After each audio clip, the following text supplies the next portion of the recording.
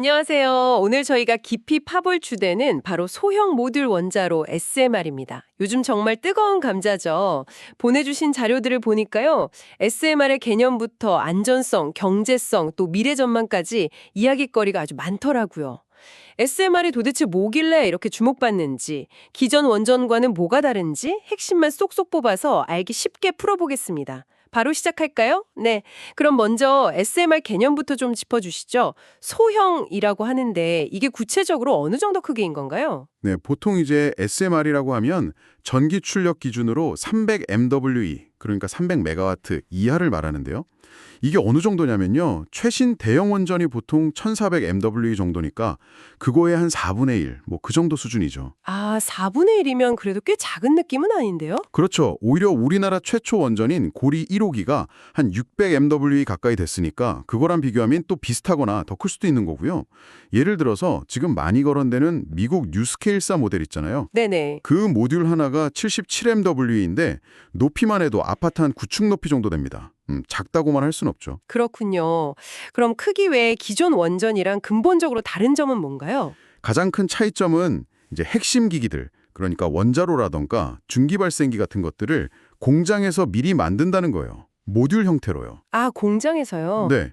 그걸 이제 현장에 가져와서 레고 블록 맞추듯이 조립하는 방식입니다. 이게 가장 큰 차별점이죠. 공장에서 만들어서 조립한다. 흥미롭네요.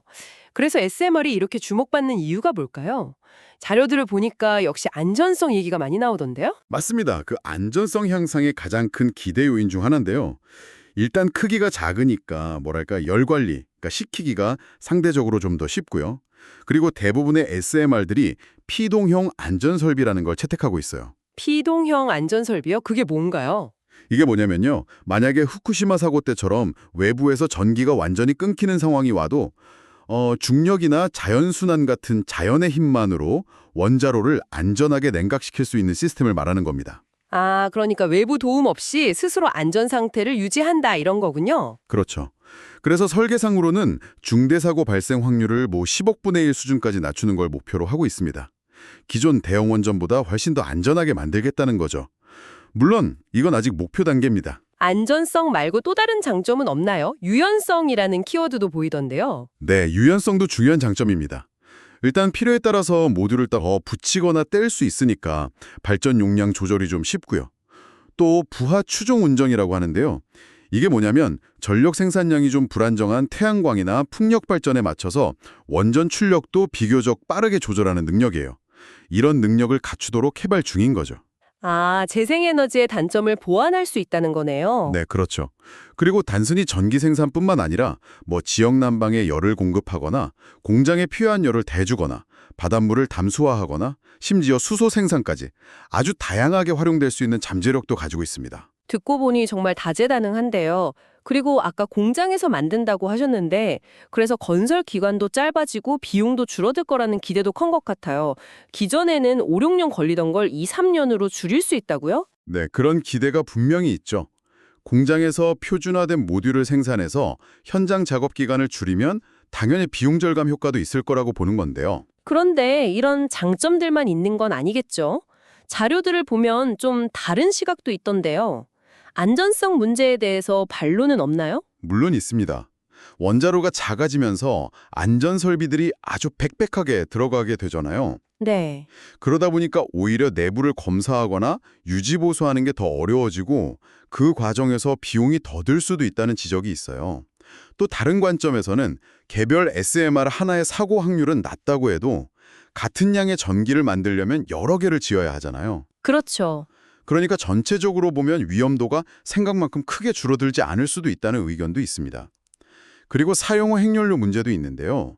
일부 SMR은 오히려 대형 원전보다 핵연료를 더 많이 소모하거나 비슷하게 발생시킬 수 있다는 분석도 나오고 있어요. 아, 그렇군요.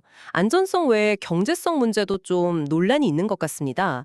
정말 대형 원전보다 저렴하게 만들 수 있을까요? 사실 그게 SMR이 넘어야 할 가장 큰 허들 중 하나입니다. 보통 발전소는 크게 지을수록 단위 발전량당 건설비가 싸지는 규모의 경제 효과가 있잖아요. 네, 그렇죠. 근데 SMR은 작게 만드니까 이 원칙에 좀 역행하는 거죠. 실제로 지금 우리나라에서 개발 중인 ISMR의 목표 건설 단가가 킬로와트당 4,000달러 정도인데요. 이게 이미 세계 최저 수준인 우리나라 대형 원전 건설 단가 한 3,700달러대보다도 높습니다. 목표 단가가 이미 더 높군요. 네, 물론 공장 생산을 통해 건설 기간을 단축해서 이걸 만회하려고 하는 건데 이게 실제로 얼마나 효과가 있을지는 아직 검증이 좀 더 필요한 부분입니다. 최근에 미국 뉴스케일사의 첫 번째 SMR 발전소 건설 프로젝트가 비용이 너무 많이 들어서 결국 무산된 사례도 있었고요. 이게 현실적인 어려움을 좀 보여주는 거죠. 유연성 측면에서도 혹시 우려는 없나요? 출력을 자꾸 바꾸는 게 원자로에 무리를 줄 수도 있을 것 같은데요? 네, 정확히 보셨습니다.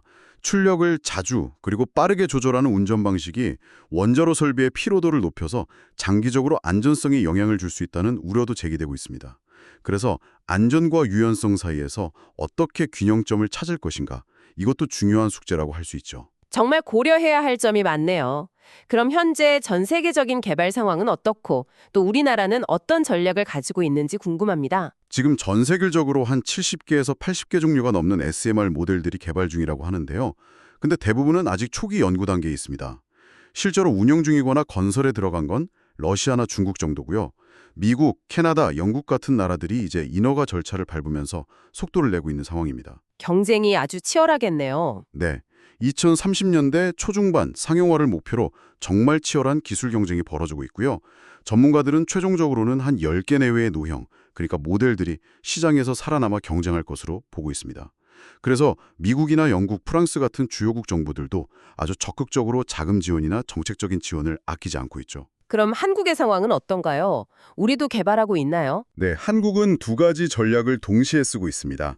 하나는 우리 독자 모델인 ISMR, 혁신형 SMR이라고 부르는데요.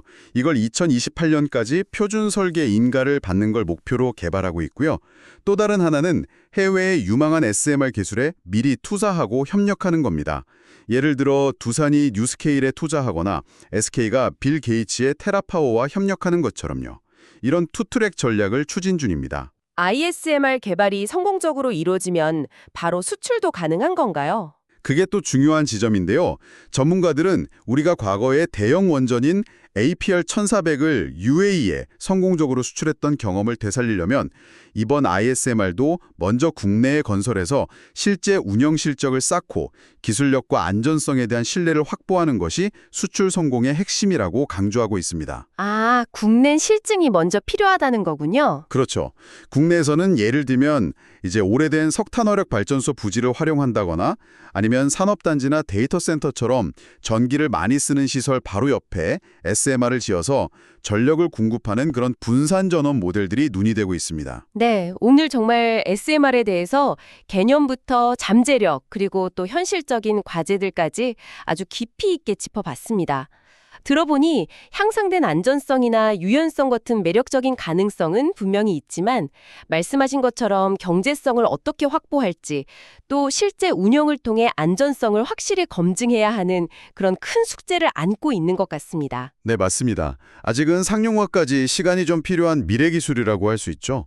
하지만 탄소 중립 목표 달성이나 에너지 안보 강화 같은 전 지구적인 과제를 해결하기 위한 하나의 대안으로서 전 세계적인 개발 경쟁이 점점 더 치열해지고 있는 만큼 앞으로 기술이 어떻게 발전하고 또 언제쯤 상용화될지 주의 깊게 지켜볼 필요가 있겠습니다. 오늘 저희가 분석해드린 내용이 SMR을 이해하시는데 조금이나마 도움이 되셨기를 바랍니다. 자, 마지막으로 이런 질문을 한번 던져보면서 마무리할까 합니다. 우리나라처럼 에너지 자원은 부족하고 또 전력망은 고립되어 있는 국가에서 SMR이 가진 이런 기술적, 경제적 불확실성에도 불구하고 미래 에너지 확보를 위해 반드시 가야만 하는 길일까요? 아니면 아직 검증되지 않은 SMR에 집중하기보다는 다른 대한에너지원에 더 힘을 실는 것이 더 현명한 판단일까요? 이 질문에 대한 답을 한번 스스로 고민해 보시는 것도 의미 있는 시간이 될 것 같습니다. 오늘 분석은 여기까지입니다.